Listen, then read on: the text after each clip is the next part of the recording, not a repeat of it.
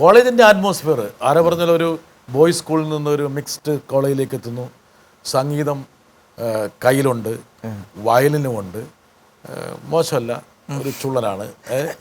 ഞങ്ങളുടെ ചുള്ളെന്നുള്ള വാക്ക് ഇവിടെ ആൾക്കാരുടെ ആരാധന ഒക്കെ കൂടി ബാലഭാസ്കർ വേറൊരു തലത്തിലേക്ക് ഇങ്ങ് മാറി. You really started enjoying it. How?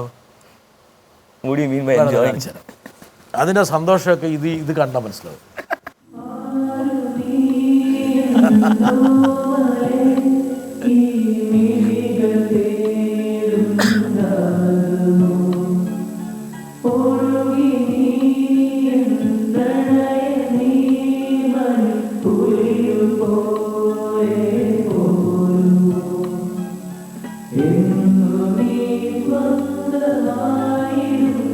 Confusion എന്ന് പറഞ്ഞ ബാൻഡിന് വേണ്ടി ഞാൻ ആദ്യം കമ്പോസ് ചെയ്യുന്ന പാട്ടാണ് കോളേജിലേക്ക് വേണ്ടിയിട്ട്. കൺഫ്യൂഷൻ അല്ലേ? Concentrated infusion. Concentrated infusion.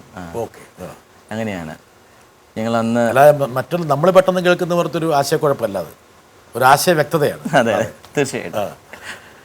അപ്പോൾ അത് ഈ പാട്ട് ഞാൻ ലക്ഷ്മിക്ക് വേണ്ടി, അന്നത്തെ എൻ്റെ കാമുകി, ഇന്നത്തെ എൻ്റെ ഭാര്യ. അന്ന് ഇത് പാടുന്ന സമയത്ത് ലക്ഷ്മി ഉണ്ടോ? അതാ മുഖത്ത് കാണാനുണ്ട്. ഒരു പേടി, കൈയൊക്കെ ഇങ്ങനെ എടുക്കുമ്പോഴൊക്കെ ഉണ്ടാവുന്ന അതിൽ ആംഗിളിൽ. അന്ന് പ്രണയം അങ്ങോട്ട് ഉച്ചസ്ഥായിലാണോ അതെയോ മുട്ടിട്ടുള്ളോ? ഉച്ചസ്ഥായിലാണ്. നമുക്ക് അങ്ങനെ മുട്ടിടലൊന്നുമില്ല. ഒറ്റ ഗിയർ, ടോപ്പ് ഗിയറിലേക്ക് പോയി. ഓക്കെ, അപ്പോൾ അത് കഴിയട്ടെ, അത് ഞാൻ പറയാൻ.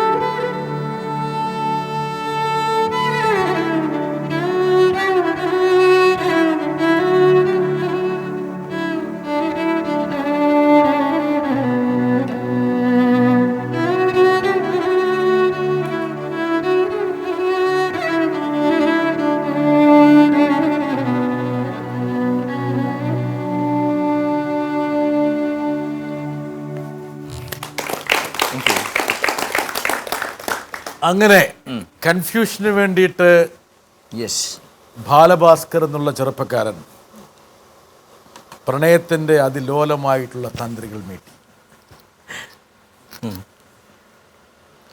ലക്ഷ്മിയുടെ കാര്യത്തിലും പ്രണയത്തിൻ്റെ കാര്യത്തിലും മാത്രം കൺഫ്യൂഷൻ ഉണ്ടായിരുന്നില്ല, വ്യക്തതയായിരുന്നു. തീർച്ചയായിട്ടും.